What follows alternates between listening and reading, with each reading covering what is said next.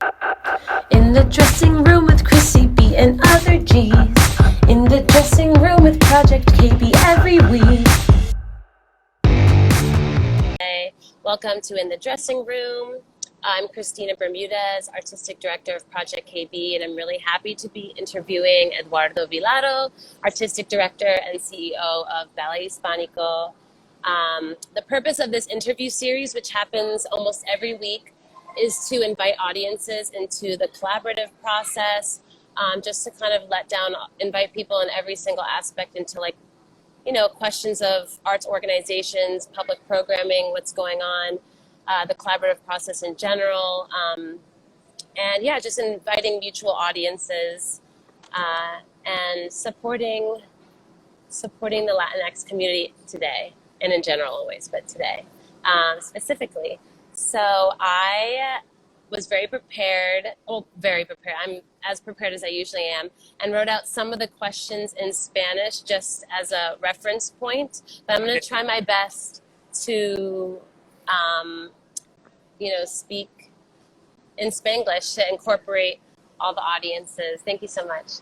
And I'll do my best because I can definitely speak casual conversation, but when it comes to a specific conversation that's curated about the arts and public programming and, building community, sure, the lingo's a little more difficult, but yeah. So I just wanted to thank everyone so far for joining. And yes, how are you today? I'm great. I'm so excited to be here with you. And I'm really excited. Sí, muchísimas gracias y bienvenidos, everybody. Yeah, gracias por usted también y su tiempo. Perfect. So while people are trickling in, do you just want to talk a little bit about, so in case people just came in, this is Eduardo Vilaro, Artistic Director and CEO of Ballet Hispánico, which is the largest Latin national organization. Am I correct? Yeah. And you're celebrating 50 years. And we're celebrating 50 years. A lot. We're doing a lot all at one time. It's amazing. Yay.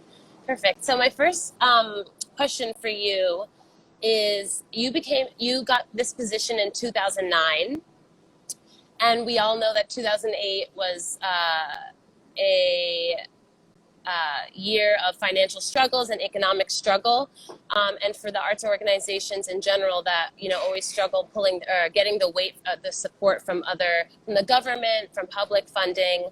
My question for you was, what were one of the first things that you wanted to combat, implement, add, or change in terms of running Ballet Hispánico, both as in business and creatively? Yeah, I'm trying to get that's a hard question for me to translate in Spanish, but essentially, I'm actually really happy that you're asking me this question, because you're asking me the question from 2009 and what was going out when the rug was slipped out of us with the depression, right? Algo muy importante, porque en ese momento, in that time, it was as difficult. I know we've just been to the pandemic, but we had no support. And so this organization had to do the same thing we kind of just did with the pandemic. We had to shrink in order to, understand that there's a future. But you know what? I think that's what todos nosotros, all immigrant, anybody who's Latinx coming from, we know how to do this. We know how to, okay, mira, vamos, aquí se come en donde quiera en la mesa. Hay un pollo, hay arroz, todo el mundo puede comer, right? So you figure out how to manage your administration, manage your table, and know that everyone is going to eat and how they're going to eat. So how you organize yourself around that. And so I love that you started with this question, because it really was such a preparation for what we just went through. Of having to say, okay, I'm going to use my resources. And as Latinx communities, as people of color, Black and brown people, we understand perseverance, because we are always living in a deficit. We came into it. We are living in a deficit because we've had to deal with the structures around us that keep us in deficit. And I'm not just talking about social economic deficit of visibility, of being taken for granted, not being included, the inclusion thing. So that puts historical communities of color and also organizations of color in such a place of understanding. Here's how we reorganize ourselves. So I'm so appreciative of this question, and I hope I answered it. And I'm happy to explore that even more. Yeah, so another reason why, so things are cyclical and they come back.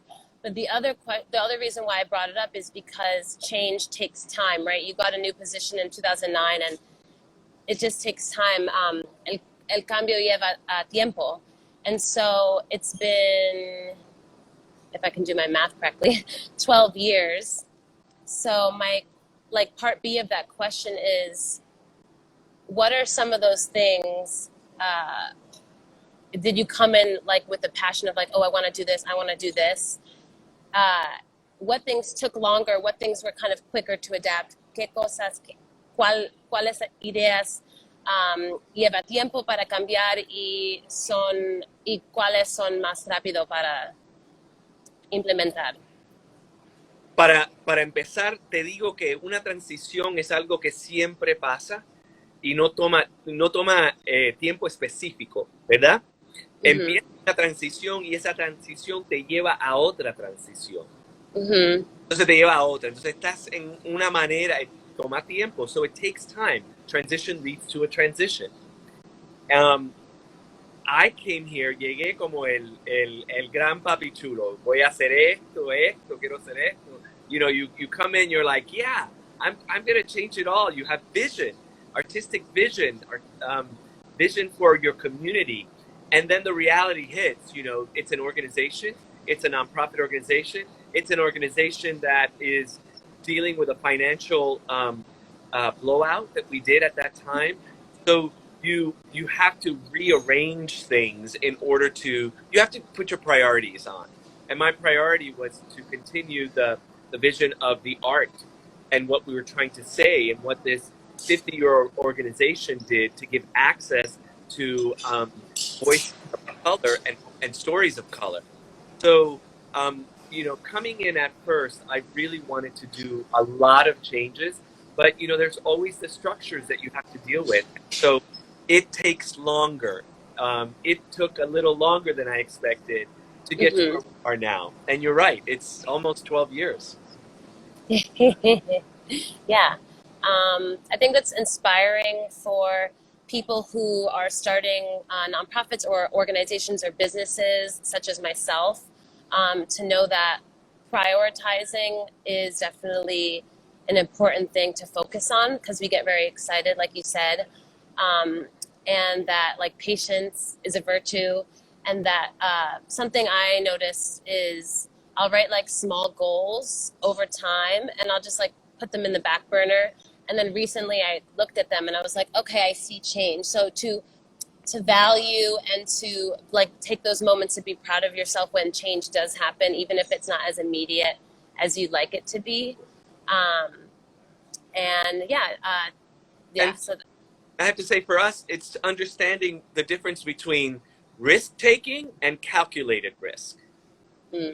Because I think risk-taking is important, but you have to calculate what are the multiple scenarios that it might break down into. And that was one of the things that really helped me when I first came in. Okay, I need to take risks because I'm an artistic director. We're supposed to take risks with what we're doing with this vision.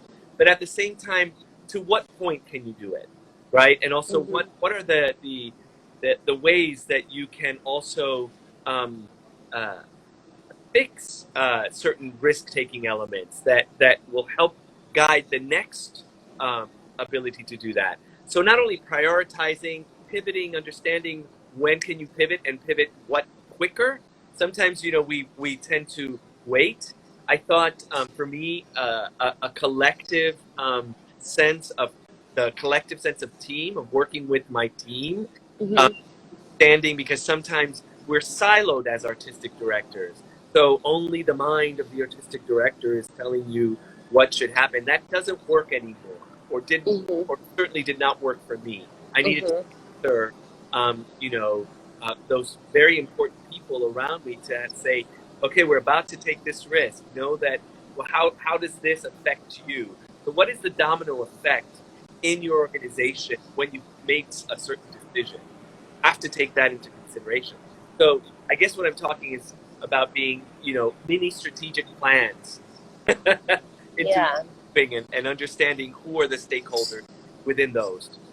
Totally. I like that idea of the domino effect, thinking like it's similar to just being intentional and really thinking through before you do something what the possible outcomes are. And you know, that will avoid a lot of problems definitely that might happen accidental or unintentionally. So thank you for saying that. My second question for you is, you offer a program called Instituto Coreográfico for young choreographers, focusing on the Latinx community to nourish choreographers and their voices. Since this program began, what kind of relationships do you maintain with these artists, and how would you describe the long-term benefits of participating in this program? The reason why I asked that is because you were so supportive and open when I first reached out to you about just having a chat and talking and even doing this interview.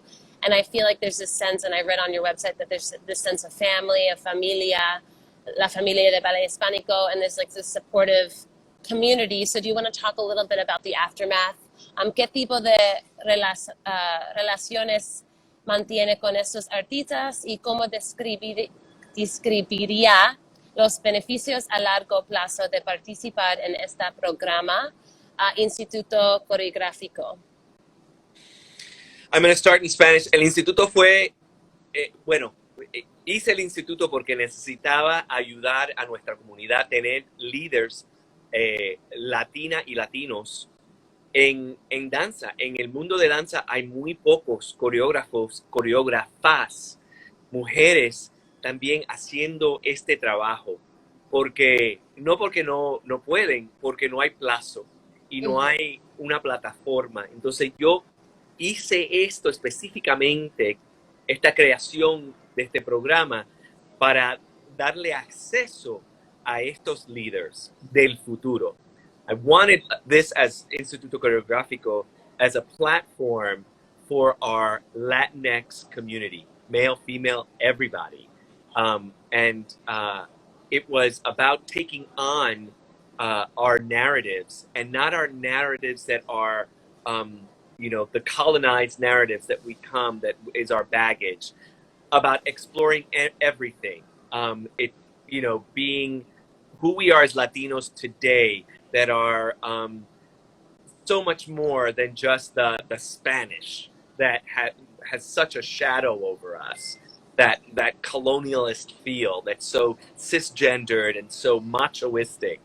So to allow choreographers to come in and just explore what their, and I'm going to use this term lightly, Latinidad or Latinness is speaking to them for. And so what I think that, and I say all this because yo creo que lo que ha hecho este programa es darle la oportunidad a nuestro público explorar y ver la multitud de ideas de lo que es ser una persona de, si te llamas hispano, latino, latina, latinex, sea lo que sea. Dar esa ventana at the diversity. We're not monolithic.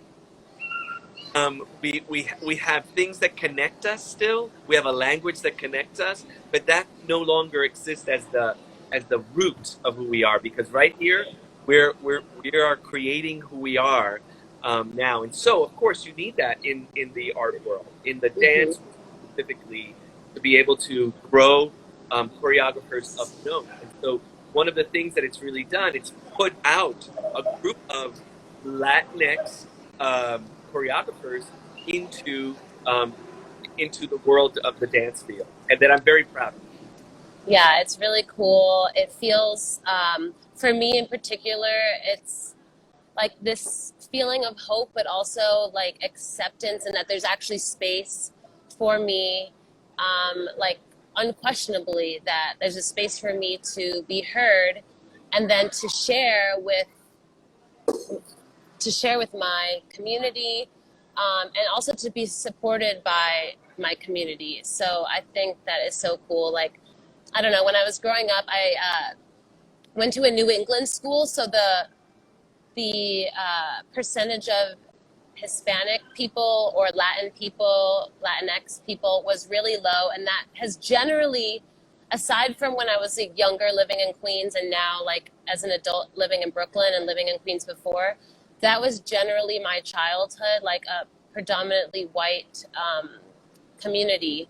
And so it's nice to, like, as I'm finding my own, to find these communities, such as the community at Ballet Hispánico, and be welcomed, como una familia. So I Yeah, thank you for that.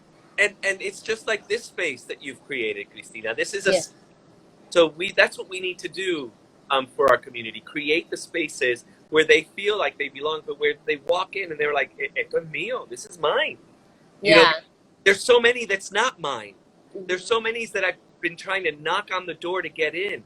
So I have to tell you that my inspiration was New York City Ballet had for years ago. This is beyond for those of you who are much younger.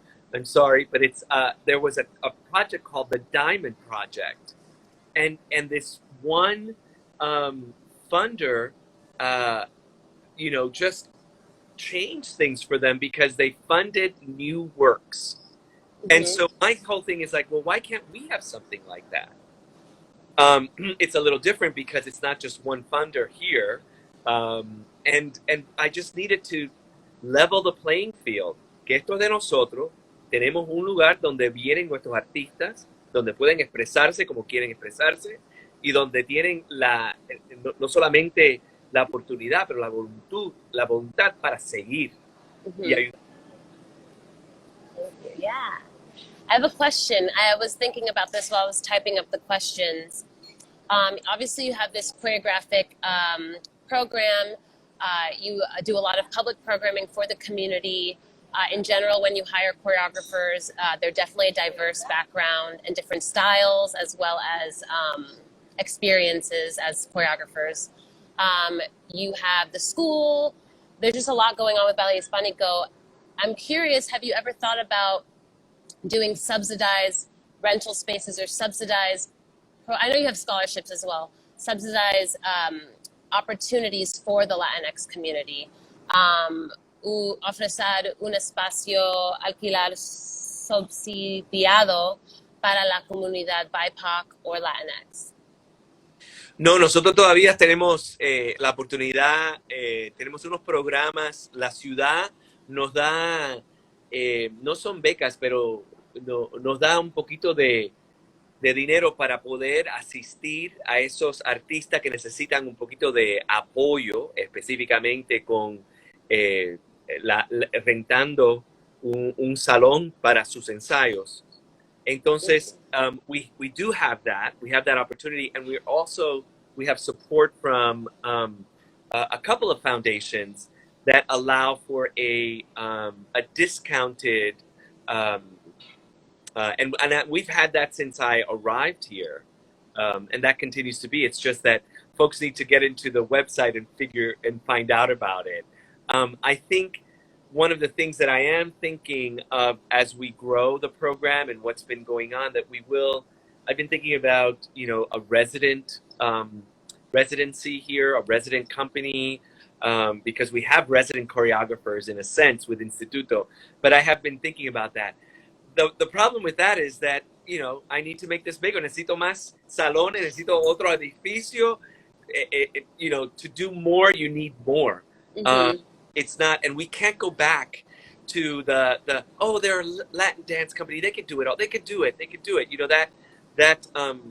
I value an idea that because we've done it, because we've been small, is how we're going to continue that impact. No, we need to be treated like every other large company. If we expect a certain impact, we're going to need the same kind of funding, and we're going to need the same kind of space and resources. So that is now that is going to be our next struggle. How do we find more resources in order to do more? Mm-hmm. Program that you were talking. Yeah, definitely maintaining our value and holding other people accountable for respecting our value. Definitely. This is, yeah, especially after what has been happening for the past 2 years with COVID and now Delta. We can't, yeah, like you said, we can't go back. No podemos trabajar como antes. And we have to, like, the changes have to start now. We can't be like wishy-washy about it. We have to be like 100% like, no, this is what it is. So yeah. My question about about the process. So Ballet Hispánico invites dance patrons to respond, reflect, and enter into cultural dialogue with artists about dance and culture in a safe, critical environment at work-in-progress showings during the choreographer's residency. So there's an importance to inviting people into the creative process, which I myself am also a big advocate for.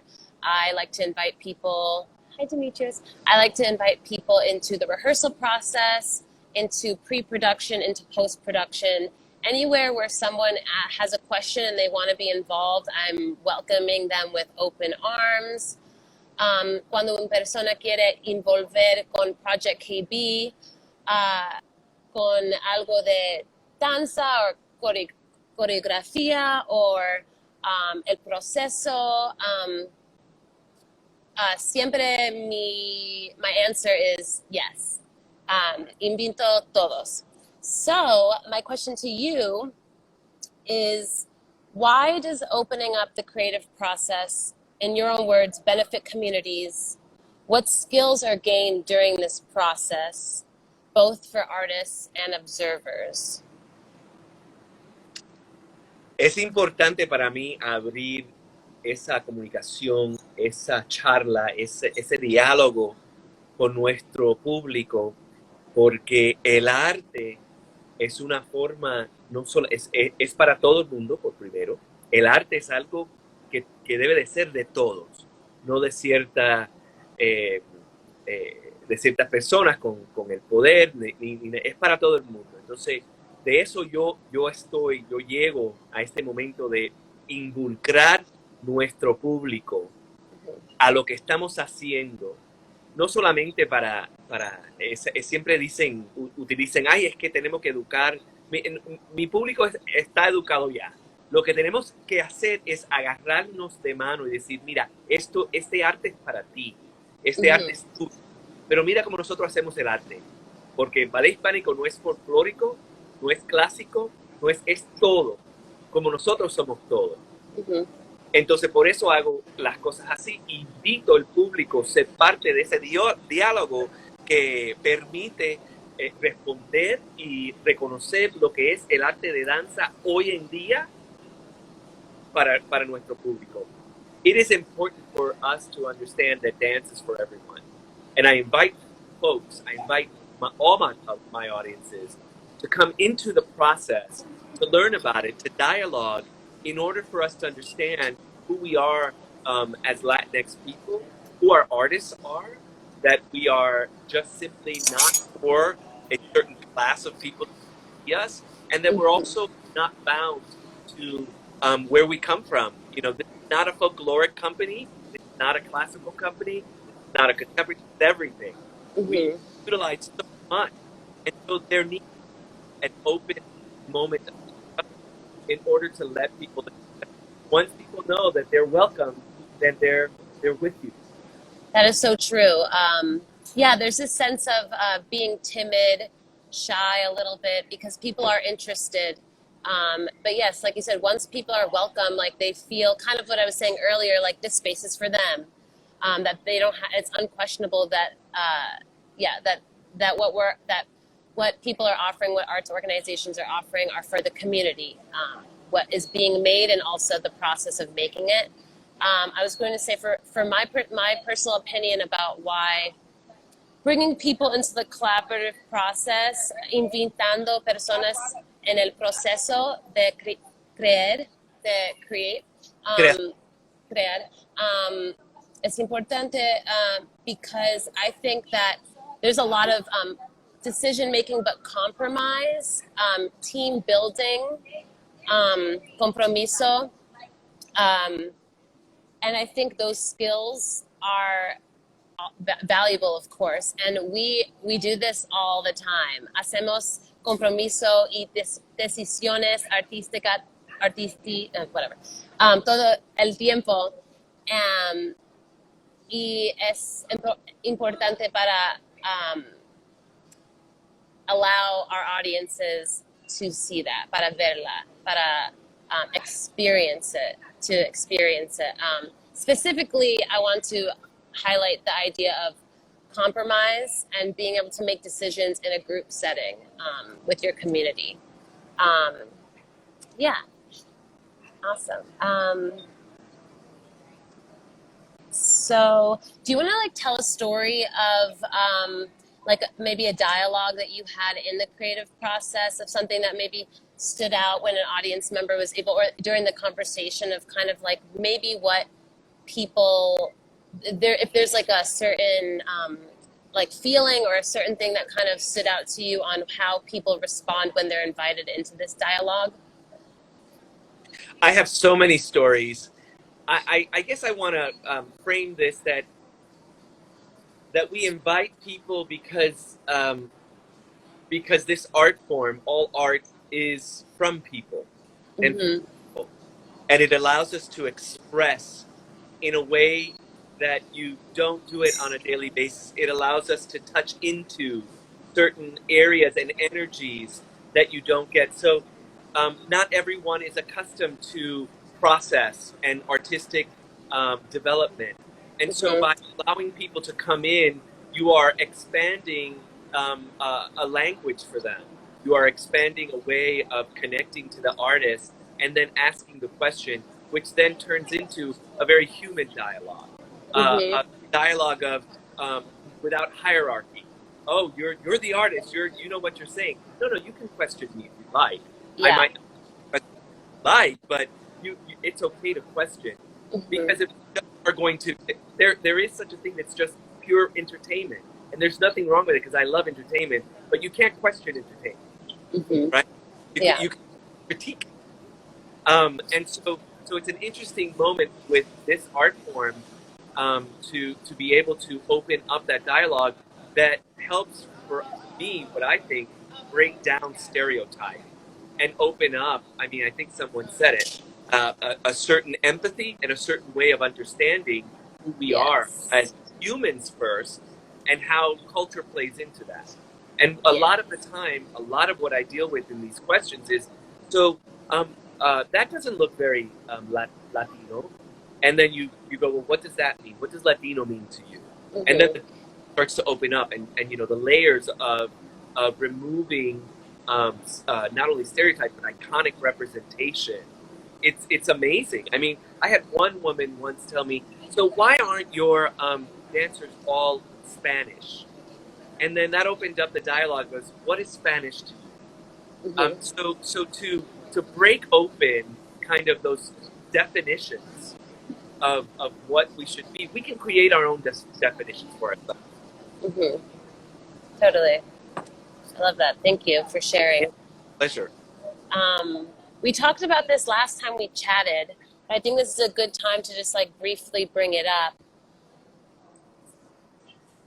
How you so some of the ways to build your audience to engage, and like we talked about, there's a focus on the Latinx community. So what would you give some tips, or what are some tips that you would give to people on how to kind of find their audience and then engage them? ¿Qué tipos para buscar su audience? Is that audiencia? No sé. Público. Say it again? El público. El público. Y mantener la interés en su proyecto? That's such an interesting question, and I'll talk about it from a founder point of view, because before I came here, I started a dance company and grew a dance company in Chicago. Mm-hmm. Founding an organization, I like to say, it's like being a preacher and you want to put a church together. So the first thing you have to find is your disciples.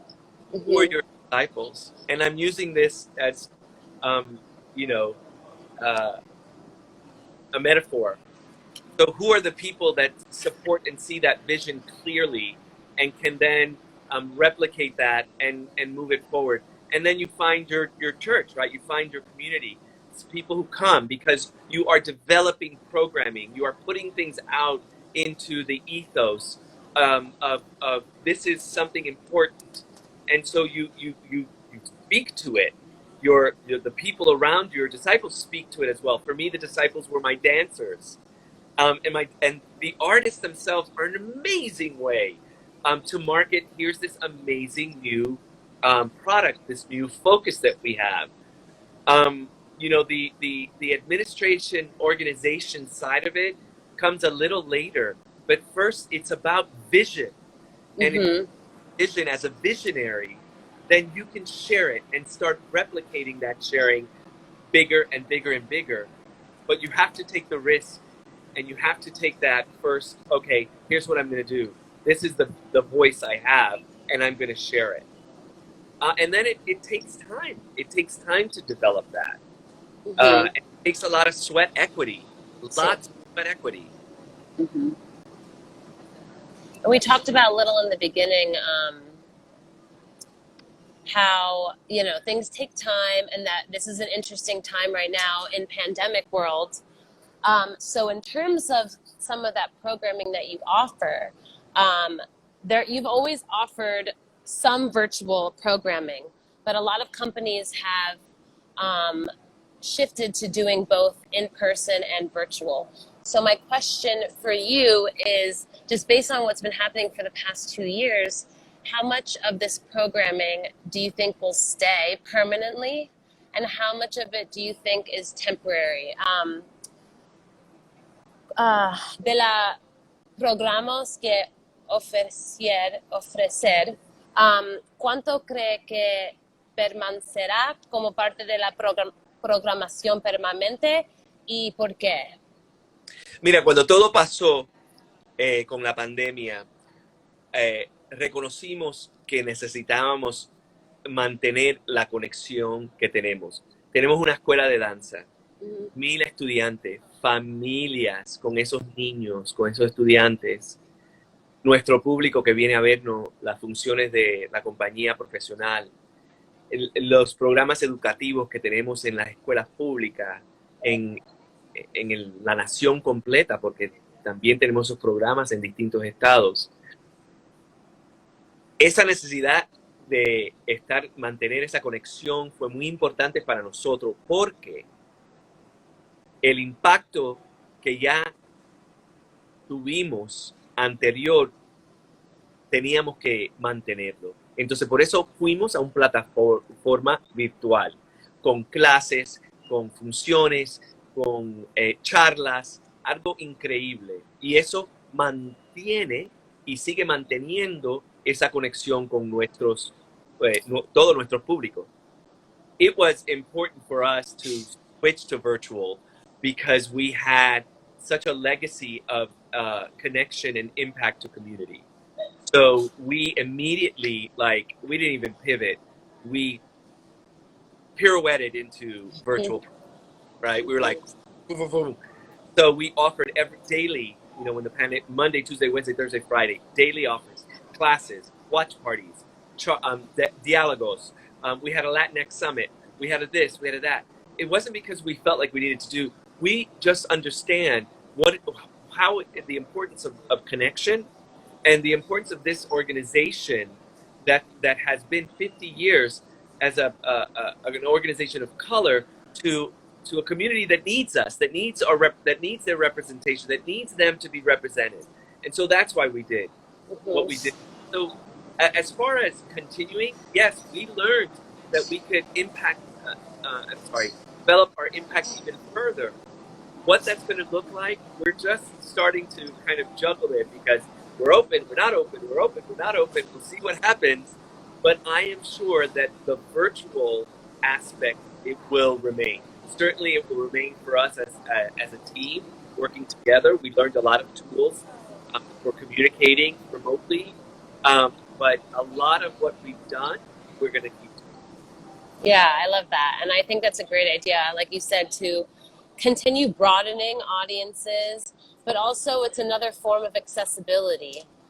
It has nothing, I mean, part of it, some people still don't want to go out as much, but it really just has to do with like resources, like transportation. I mean, internet still is a privilege to have access to, and technology, but at least with this sense of online access, it really just creates an accessibility like so easily, and I think that's really cool. And being able to connect also with different time zones, is amazing, especially with being able to post, like for example, if I posted this live afterwards, if people are sleeping right now, they have access to it. So I think that's really awesome. And I do feel like this idea of offering in-person and virtual programming will definitely continue to be important, regardless if there is a pandemic or not, just because of accessibility, which is really important. Absolutely. And I think it's like we already do it. So why not just continue doing it? We already use our cell phones all the time. We already are on social media. So why not just, continue doing it? So I think that's really awesome. And I'm interested and excited to see how that kind of transforms for Ballet Hispánico. Yeah, I have to tell you, I think that that's what it is. That I go back to taking risks. What are the risks we do? We know how to do it as artists, and we have to take the risk. And we can't let certain issues. I know that it is a problem for some communities to have internet access, to have computers. But as artists, we know how to go around this. There are organizations that work to bridge that. So then Totally. we need to be friends with those organizations. We need to be collaborative. We need to find ways of bringing the work to these audiences. And that's why I love this organization, because that's what this organization was founded as. Tina Ramirez wanted to give access to her Latino community, Latina community, back when there was none, 1970. There was such a difficult time in New York City, period. So I love that there are opportunities for us as artists to be advocates for communities. Definitely. Me too.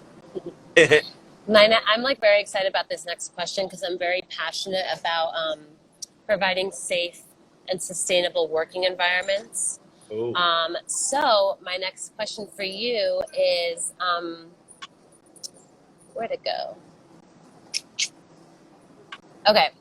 As an organization that has always advocated and prioritized these three pillars, which are diversity, equity, and inclusion, I'm curious how you continue to move forward administratively and creatively to provide safe and positive working environments. ¿Cómo practica ofrecer trabajo, seguridad y también positivos para los artistas y también los employees of business, your office, your administrators? Para nosotros tenemos los artistas, entonces el equipo administrativo, son dos cosas distintas, pero se tienen que tratar. Las personas, los empleados, se tienen que tratar con respeto, con empatía, y dándole las oportunidades para mejorarse, para seguir y para buscarse y para darle una visión del futuro en la organización. Mhm. Everyone has to see that they have a place and a future in the organization. Para nosotros, for us, tuvimos que primero sentarnos y pensar qué es lo que necesita, cómo tenemos que cambiar la estructura de donde venimos. La estructura que es una estructura de, de compañías de ballet, una estructura de una jerarquía bien fuerte. ¿Cuáles son esas cosas que tuvimos que cambiar para poder darle y ver más lo que necesita el equipo en estos momentos? So we had to take a deep dive and look at what were the things that we needed to change about the structure.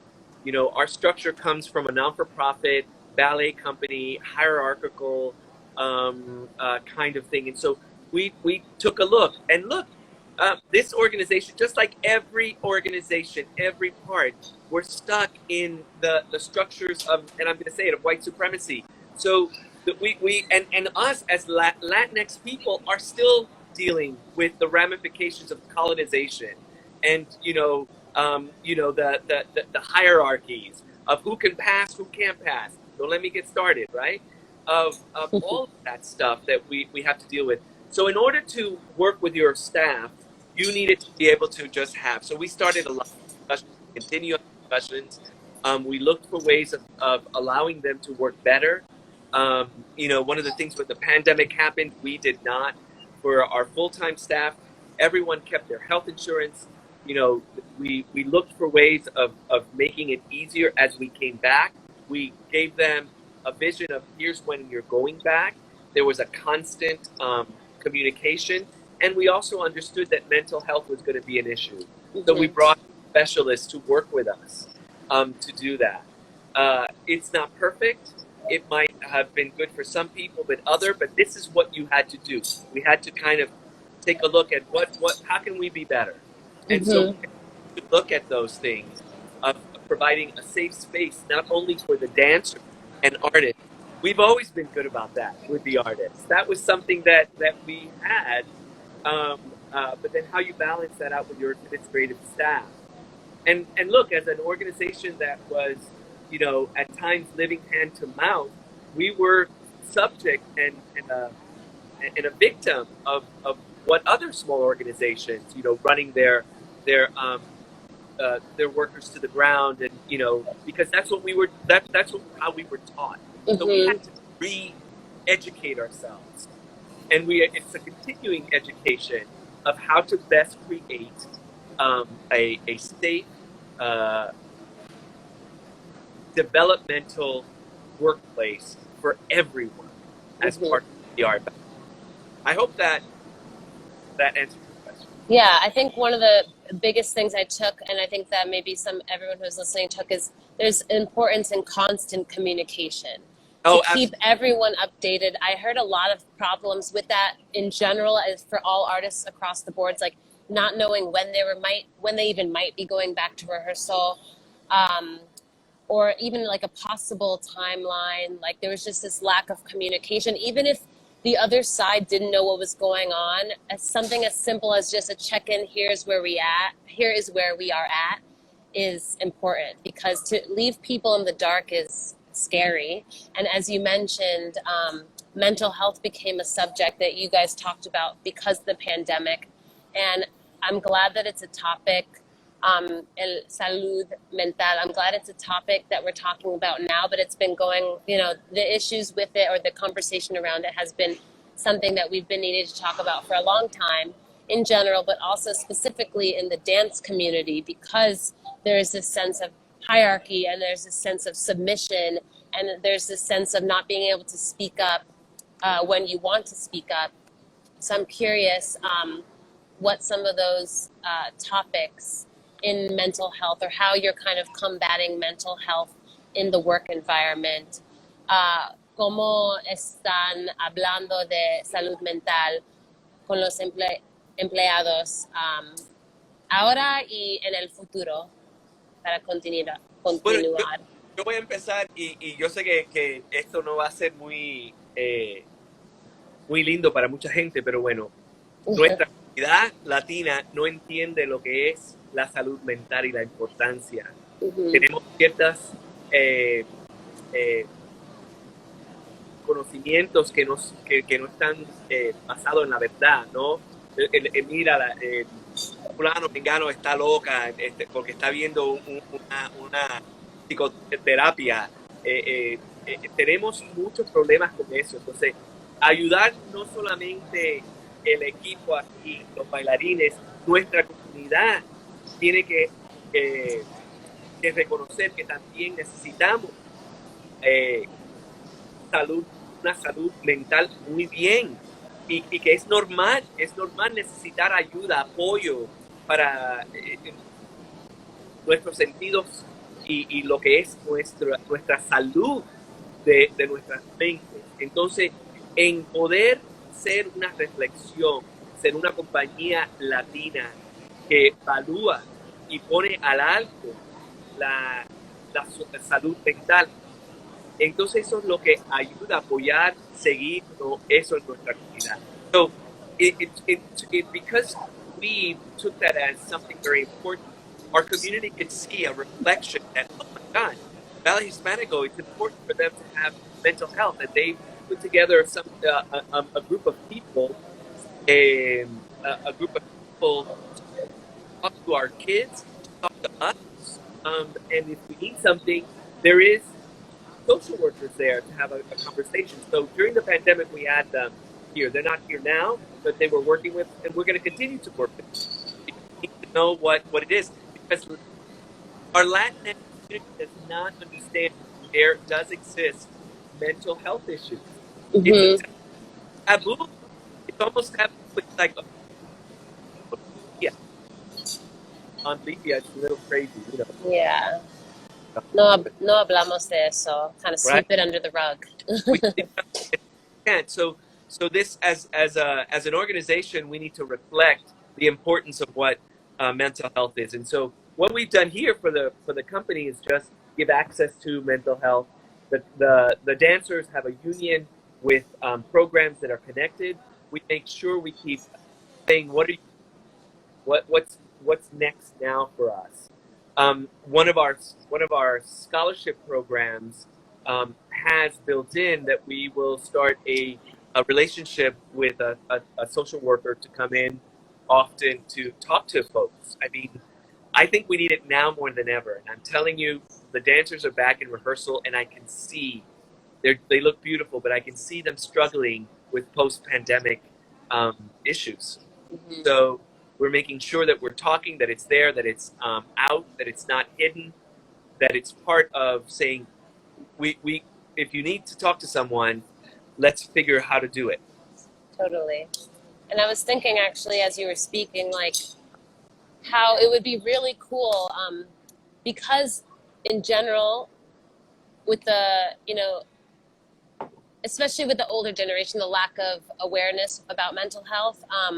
But like you said, in general with the Latin community, how it would be quite interesting how some dance companies offer physical therapy if there was like a dual therapy session, right? Not dual, not at the same time, but like physical therapy and mental therapy, because the institution of dance in general, there's a lot of flaws in mental health that a lot of companies, including Ballet Hispánico, are combating and have been combating.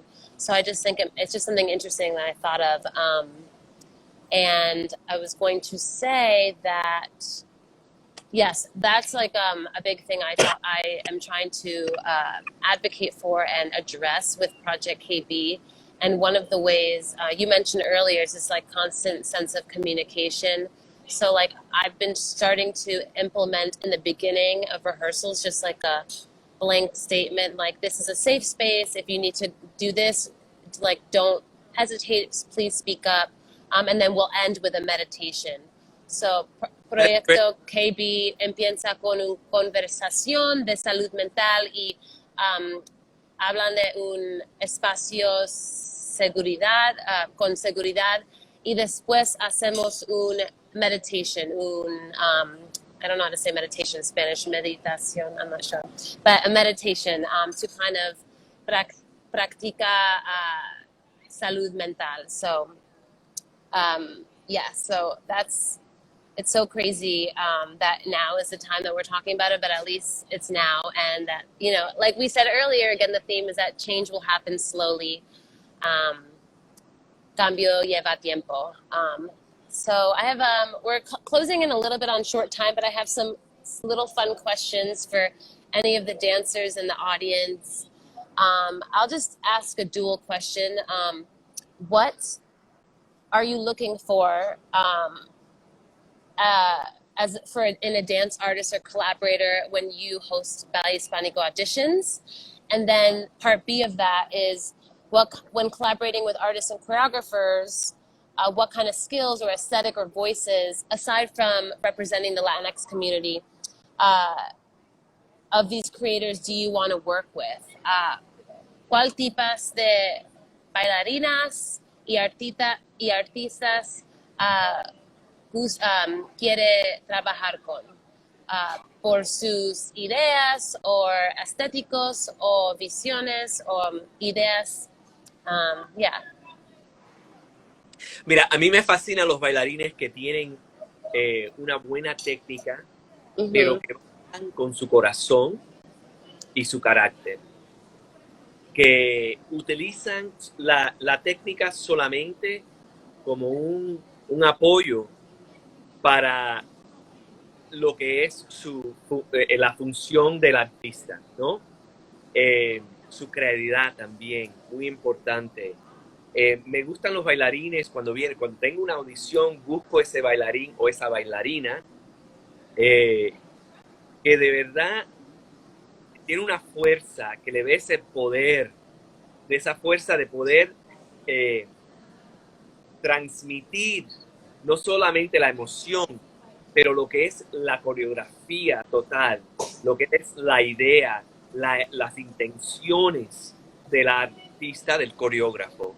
Eso es lo que yo busco. Primero, y lo ves, porque ya después de tantos años, porque ya es tantos años, después de tantos años, yo a entrar y ver el primer ejercicio, yo puedo ver si un bailarín es tímido, no se aplica.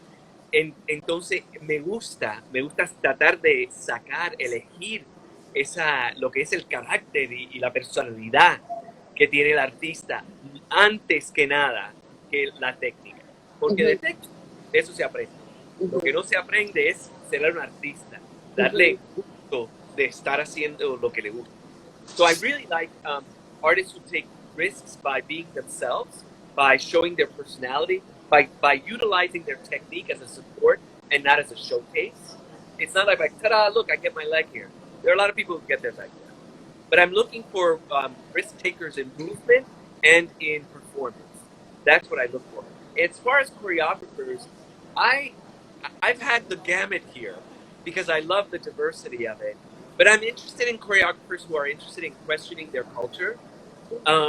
Because, yeah, it's enough just to be Latinx. And I have a lot of works that have nothing to do with the traditional culture, but have more to do with human experience.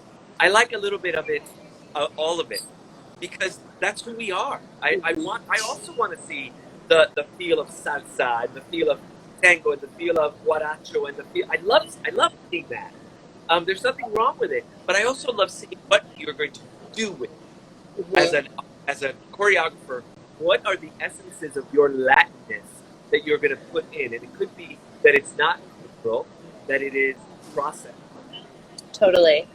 And even the cultural part for a lot of people is something that's just like there already, right? You don't have to like hyper focus on it because it's subliminally there.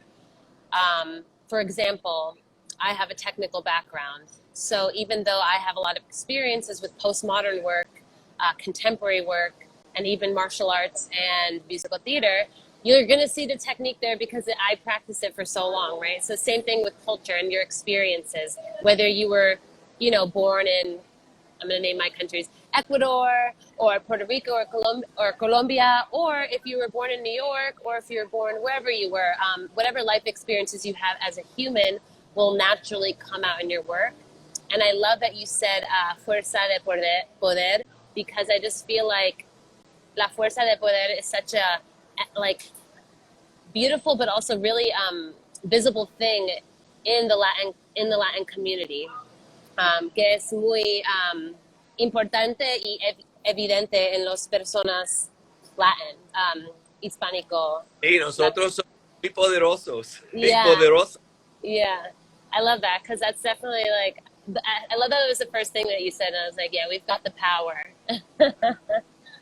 Yeah. Is there anything you answered all my questions so eloquently and beautifully, and I feel like it was really awesome that we did this Spanish and English translation. So thank you for anyone who was listening. Thank you for being patient, and allowing me space to practice and not be, being vulnerable and not being afraid to, mess with the language. Because for a lot of us, like second generation or even third kids, like we're afraid to speak Spanish in front of our Spanish speaking peeps. So I want to say thank you, and thank you for taking the time to talking to all of us, and thank you to the audience for being here. Yeah, what's the next thing? Oh, can you hear me? Can you hear me? I think I lost you. Let me try to replay thing. Hello? Oh no. Okay, well sometimes this happens at the end of a conversation, so gracias.